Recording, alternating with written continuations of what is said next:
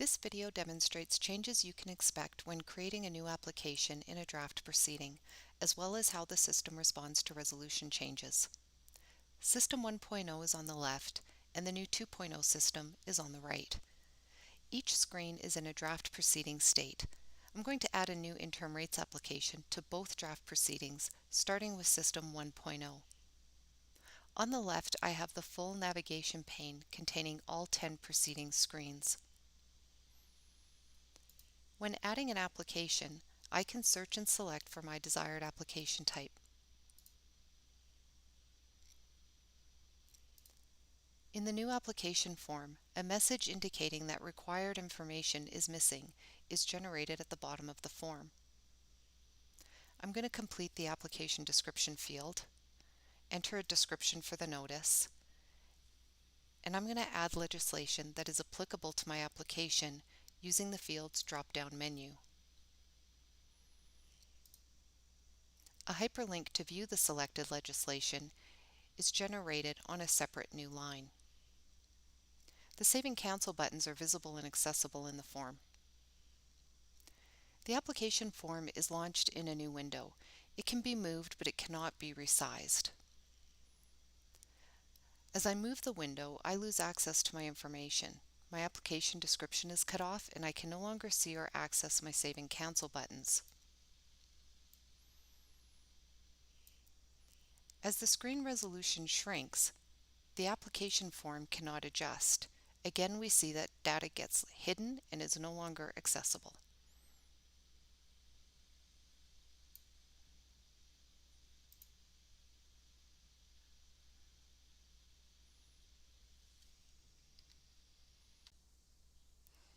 I'm going to create the same application in System 2.0 on the right.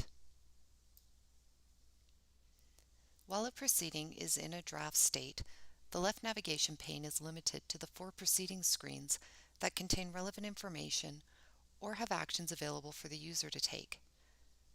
After the proceeding is registered, the full navigation pane with all 10 proceeding screens will become available. When adding an application, you can search and select for your desired application type with keywords and then hitting Enter. A filter tool is also available to filter for keywords for each column.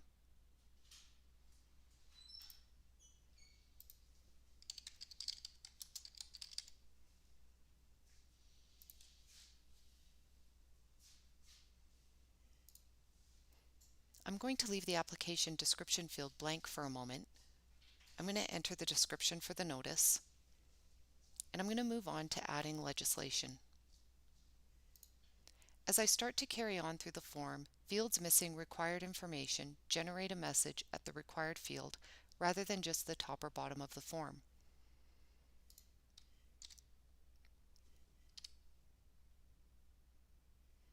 The legislation drop-down menu is replaced with a window that contains hyperlinks to view the acts and regulations. A filter tool to filter the content in this window is also available.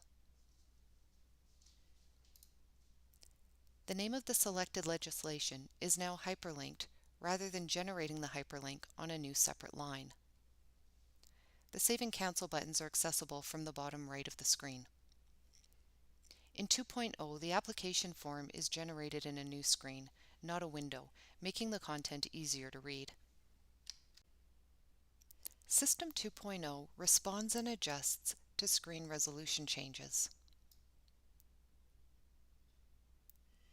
As the screen is expanded, text fields respond by expanding horizontally.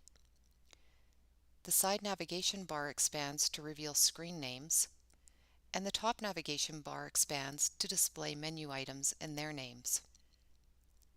As the screen resolution shrinks, text fields begin to stack vertically.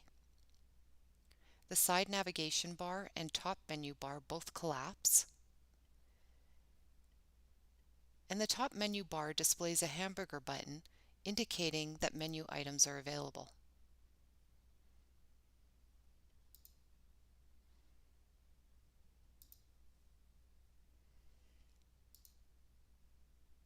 Tooltips are displayed when hovering over the navigation pane icons.